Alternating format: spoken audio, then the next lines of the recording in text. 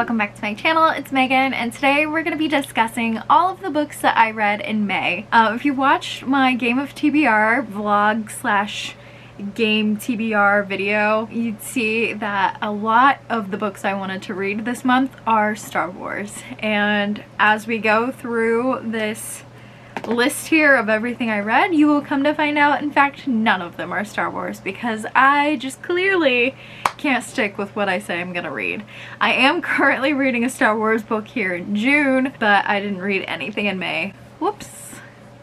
But I did read the most books I've read in months this month, or in May, so honestly I'm gonna count that as a win. I think I read like 17 books, which is the most I've read since like last August, I think. Yeah, we're counting it as a Megan's getting back in the reading mood, which is super exciting because I've been in such a slump for such a long time, and I know like 10 to 12 books a month is still somewhat very good, but it just felt very slow for me. So being back closer to the 20 range, which was my normal reading pace last year and the 2 years before that, feels a bit more normal to me. So I'm so glad that I'm loving reading again, honestly. So overall a win, even though we didn't read Star Wars. So we're gonna kick it off with all of the ebooks and audiobooks I read this month. I do want to start by saying I read 2 manuscripts this month, and I can't give any specifics on those, but I can be sort of vague. One was like a cozy witchy vibe romance, and one was a game show LGBT romance, which was super fun. I really enjoyed those. I'm not gonna say who they're from. I was so excited that I got to be part of reading those manuscripts and being part of the like beta readers for those. I really enjoyed them. The witchy one in particular, I'm super excited for to come out. So yes, I can't wait for those, and I will be sure to give you more details as the details are made public from those publishers and authors, and I'll be sure to promote those books closer to their release dates. So stay tuned for those. Those were the 2 manuscripts I read. So those are included in my, I think 17 I said. Let me pull up my stats here.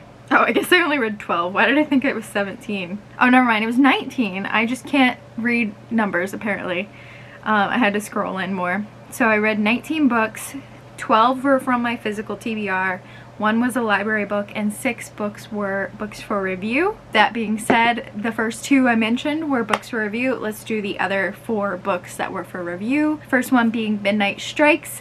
This is a dark Cinderella-esque retelling. It's pitched as the ball is bloody and Cinderella is the final girl, or something along those lines, and that immediately drew me in. It's kind of like Dark Cinderella meets Groundhog Day, in which our main character is a person in society who is viewed as a lower class, and she is trying to marry up. Think like the Bridgerton series. And she is at this ball, and at midnight bombs go off and she dies that night. However, instead of like fully dying, passing on, she actually wakes up in her old body and like relives that day, and she just keeps reliving that day over and over and over until the like mystery is solved, I guess. And I thought it was super interesting. My main gripe with it is that she was the only one who remembered anything, so the love interest felt somewhat like shallow of a connection, and I didn't really believe the connection, and I didn't believe the villain. I didn't believe a lot of things because she was the only one who knew what was going on. It'd be okay if she was the only one that remembered like the first or second time, but I would have loved for like either her friend or her romantic interest or the villain to have caught on after a while, and there to be tension that way, and they're trying to figure it out together. And then the ending was a bit, I don't want to say rushed, but like abrupt, I guess you could say. So I do wish there had been more out of the ending for me. So those were my like main gripes on that one, but it was a really fun read overall. The next one I read was Come See the Fair. This is a middle grade following the I think it's the Great Chicago Fire. I could be saying that wrong. But our main character is an orphan girl who is taken in by this woman who owns like some sort of carnival or festival or something, and the little girl reads people's memories or like speaks to the dead for them, and essentially she's just telling stories so well that people believe them. Eventually this magician catches on to her storytelling talent and takes her in, and she's so enthralled in this magical new world until things start to seem a little odd, and so it kind of goes from there. I did really enjoy that one. It was much heavier than I ever expected for a middle grade, so be aware of that going into it. The next one for review I read was Waking Fire. This one was so fun. It's a like mythology-esque fantasy in which this town is inside these walls, and they're this forgotten village, and they're just inside this town because it protects them from the outside world, and the rest of the world has kind of forgotten that they exist, and so they're just living on their own until one day the undead attack, chaos ensues, and there's a huge reveal. I did somewhat expect one of the reveals, but the other I was like not anticipating in the slightest. And it ends, I don't want to say satisfactorily, but it ends to make me want to pick up the sequel for sure, but not quite a cliffhanger. It's somewhat of a cliffhanger, but I'm not like distraught, but I am excited about sequel. And then the final book I read for review was probably my favorite book of the month, one of my favorite books of the year so far, and that is The Gilded Survivor. This one, you guys, if you love The Hunger Games as much as I did, you will probably enjoy this one just as much. This is like if the Hunger Games had expanded on Katniss's time in the capital before the Hunger Games actually started.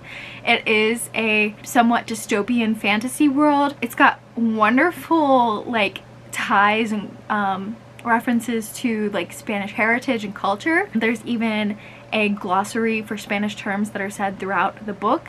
I speak a little bit of Spanish, so it was fun to kind of challenge myself to see if I could pick up on the phrases, and overall the author does a good job of either like using context clues to help you figure it out, or she'll like repeat the phrase back in English, like have one of the other characters repeat the phrase back in English to alleviate that language barrier. But I really loved the Spanish tie-ins, and I know that can be a bit of a bog down for people, but I personally really enjoyed it, and the love interest is always fun, and it was just so good, you guys. And there's like a fight to the death kind of game competition, and there's like economic like hierarchies, I guess you could say, so it's very similar vibes to the Hunger Games, but completely its own world. I don't want to say it's like the Hunger Games because I don't want people to go in and expect the Hunger Games, but it gives me the same feeling reading it as I did reading the Hunger Games or Scythe. So I really enjoyed this book, and I can't wait to read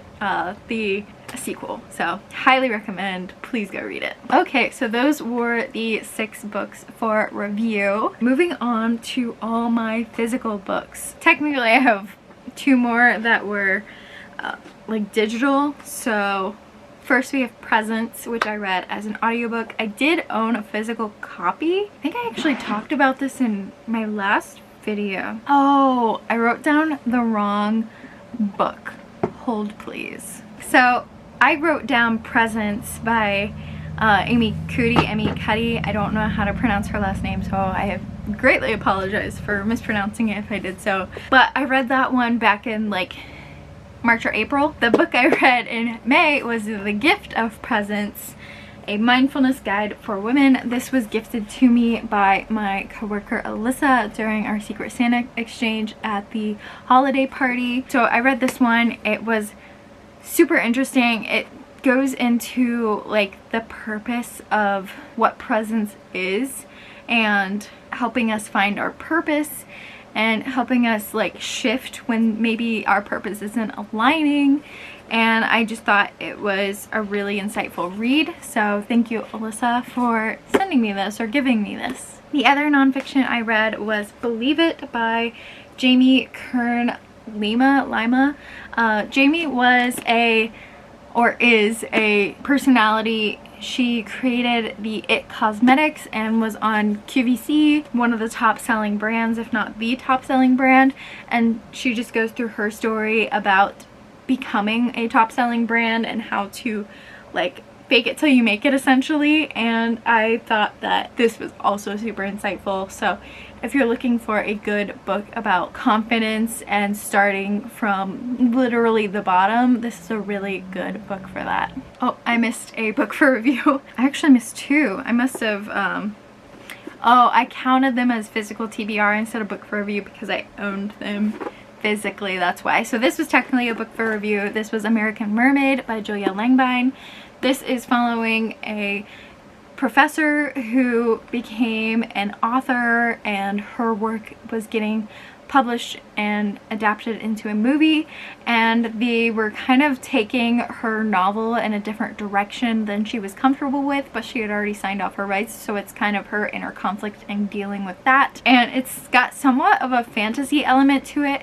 I personally wasn't a huge fan of this, but I do think it had like positive moments or positive like tidbits to pull from it. And the other one for review was The Do-Over by Suzanne Park. This is about a young woman who is applying for her dream job and comes to find out that as she's filling out the application, the person who's doing the interview calls and says that she doesn't actually have her college diploma. She never graduated college, and it turns out that her academic advisor had advised her slightly wrong, and she was missing one like class worth of credits, or like 1 or 2 classes worth of credits. So she goes back to college to finish her degree, and in one of the classes that she needs to retake, her ex-boyfriend is her new teacher's aide because he's going for his master's, so he's her teacher's aide. And this was so fun, and I highly recommend this one. If you enjoy like Mary Kay Choi's works, I think you would really enjoy this one as well, so definitely pick it up. And then we have the final installation of the Wedding Party Wedding Date series by Jasmine Guillory, and this is While We Were Dating. This is following Ben Stevens, who is the younger brother of the politician male interest from Party for Two, I believe. Either Party for Two or The Wedding Party. It's The Wedding Party. Not that that matters that much to you. But the younger brother is working on he's like not publicist, but he works for a marketing company and helps these brands come up with marketing campaigns and commercials. He has just been given the opportunity to work on a huge campaign starring a very important talent named Anna Gardner, and so it's their kind of like figuring out what they're doing, fake dating, friends to lovers relationship, and I super enjoyed this one. It might have been my favorite of the series. And finally, of the romance books, I read The Viscount Who Loved Me. Stay tuned for a more in-depth talk on this one, where I do a review and unbox the Once Upon a Book Club book boxes presents from this one. You can see we have 3 presents here with my little tabs for where the presents are located. I adored this one. I have been watching the Bridgerton TV show to catch up on it, and I'm almost to the end of season 1, so I'm excited to watch season 2 and The Viscount Who Loved Me take place on the TV show as well, because Anthony and Kate were so fun. Then we have the manga I read, which was Attack on Titan volumes 3 through 5. As I've stated in previous videos, I am reading the manga while watching the anime, so I am in the anime to whatever extent manga, whatever volume 5 ends at is where I'm at in the anime. And I have discovered that they've kind of switched the episodes around a little, so I thought that there was more episodes than there was chapters of the manga, but it just turns out that they rearranged the order, so now I think I'm sequentially caught up to where we're at. I love this series. Highly recommend it if you're looking to get into anime or manga. I do prefer the anime, but I also started by watching the anime, but I still really love the manga and think it does a fantastic job. There's just so much action that it's somewhat hard to portray in a manga, I feel like, so you have to kind of give that credit where it's due in the anime, but I do still really love the manga. Then I read Havenfall as well as its sequel, Phoenix Flame. This is a story following a young girl who works at her uncle's inn, which just so happens to be a portal to other realms, and the inn is where they host the summit, and there's a murder mystery happening, and our main character is kind of forced to take over the inn unexpectedly, and is her dealing with all of that. This one was fun, but I think the romance got a little bit weird and uncomfortably skewed based on things that were revealed. I don't want to say too much more because it will spoil some things, but that's all I think I'm gonna say regarding that. And Phoenix Flame wasn't really my favorite either, so I think I gave these ones like 3.5 stars. I just really didn't get that much into them. And the final books I read in May were the Camelot Betrayal and the Excalibur Curse.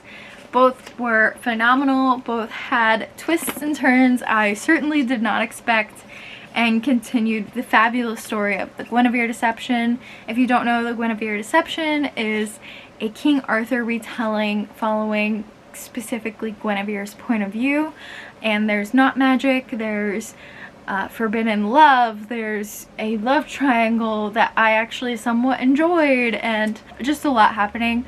My main gripe with this book is I understand why they chose who they did for the love interest, but I don't necessarily agree because it didn't feel like there was enough build up to it, and it felt like the build up was to a different person and or persons rather than the one it ended on, and so it felt slightly like a letdown for who they ended on. So that's my main gripe, but I still overall really enjoyed the series. So those are all the books I read in May.